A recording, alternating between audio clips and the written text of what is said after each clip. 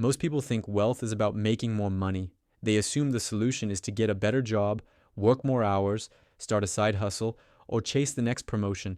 And while income matters, there's a problem with this way of thinking. Because if making more money automatically created wealth, then high income earners would all be rich. They're not. In fact, some of the highest earners in America are living paycheck to paycheck. Doctors, lawyers, engineers, people making six figures, yet many of them feel financially trapped. So what's going on? My name is Arnie, and I spend way too much time thinking about money, financial psychology, and why some people quietly build wealth while others stay stuck in the same cycle for decades. And after looking at the data, the patterns, and the psychology behind wealth building, I've come to a simple conclusion. Most Americans will never become wealthy because they're playing the wrong game. And the scary part is, they don't even realize it. Let me explain. When most people get a raise, something predictable happens. Their spending rises right alongside their income. They move into a nicer apartment, upgrade their car, take more expensive vacations, and order takeout more often. It is nothing outrageous, just small lifestyle upgrades that feel justified because they're earning more. Economists have a name for this: lifestyle inflation. And it's one of the most dangerous financial traps in existence because it feels like success.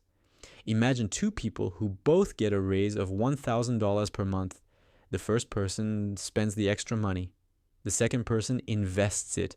10 years later, they look completely different financially. One has nicer memories, nicer purchases, and probably a bigger car payment. The other has a growing investment account generating income without requiring additional work. Same raise, different outcome. This is the first reason most people never become wealthy. They increase spending at the same speed they increase income. And wealth is created in the gap between what you earn and what you spend, not by income alone. But there's something even bigger happening. Most Americans are trapped in what I call the consumption treadmill. The system constantly encourages spending. Advertisements tell you happiness is just one purchase away. Social media shows people living lifestyles that seem normal, but often aren't.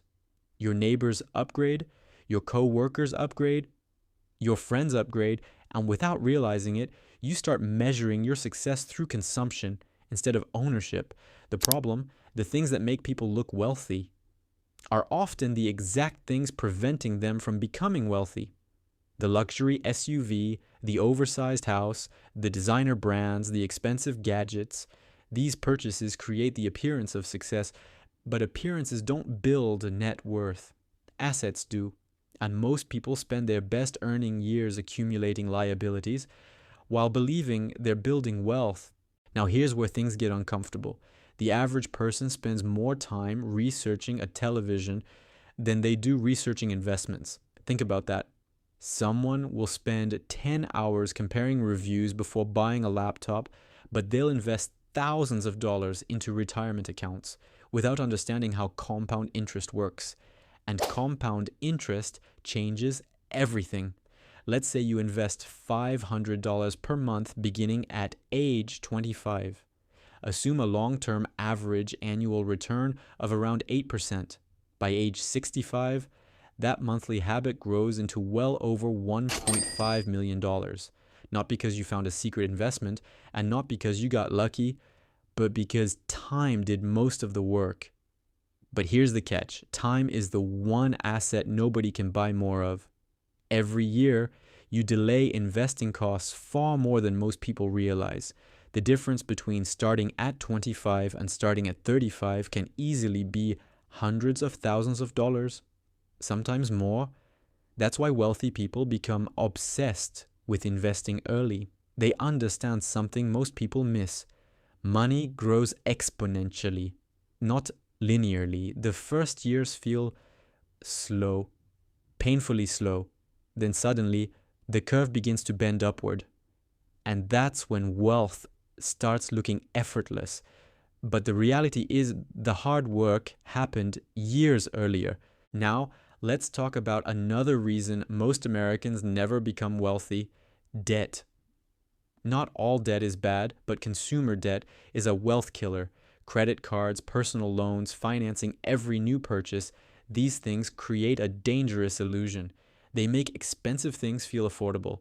A $40,000 car sounds painful, but a $650 monthly payment sounds manageable.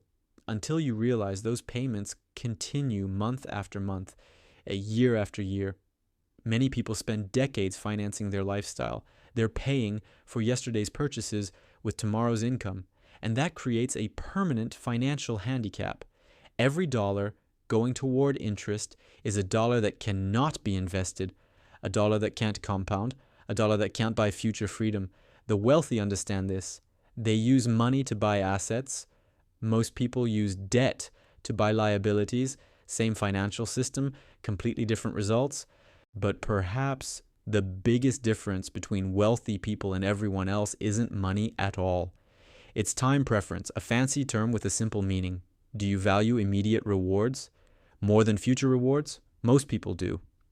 And honestly, that's normal. Human beings are wired for immediate gratification. We want results now, not 20 years from now. But wealth requires a different mindset. It requires the ability to delay gratification, to skip something today so you can have something bigger tomorrow. That sounds simple, but it's incredibly difficult because every day you're surrounded by opportunities to spend. Very few people are willing to consistently choose future freedom over present comfort. Yet that's exactly what wealth builders do. They don't make perfect decisions. They simply make enough good decisions long enough for compound growth to take over. And eventually, the results become impossible to ignore. So how do you avoid becoming part of the majority? Start by focusing on ownership instead of appearances. Buy assets before liabilities. Increase your savings rate every time your income rises. Avoid lifestyle inflation whenever possible. Invest consistently, even when the amounts seem small. And most importantly, stop comparing your financial life to the people around you because you rarely know what's happening behind the scenes. The person driving the luxury car may be drowning in debt. The person driving the older Honda may have a 7-figure investment account. Appearances can be incredibly misleading. Wealth often looks boring. It looks like consistency, patience, discipline, and decisions nobody notices. That's why most Americans never become wealthy. It's not because they aren't intelligent and not because they lack opportunity, but because they're focused on signals of wealth instead of the source of wealth itself. The good news, you don't need to be most people. You don't need a perfect income, a genius IQ, or lucky stock picks. You simply need a system that prioritizes ownership over consumption and future freedom over short-term validation. Because wealth isn't built in one massive decision. It's built through thousands of small decisions, repeated over years. And one day, seemingly out of nowhere, those decisions begin paying you back. That's when the game changes. That's when your money starts working harder than you do. And that's when you realize something most people never discover. Becoming wealthy was never about earning more than everyone else. It was about keeping, investing, and multiplying what you already had. The majority will spend their lives chasing the appearance of wealth. A small minority will quietly build the real thing. The question is simple. Which group do you want to be in?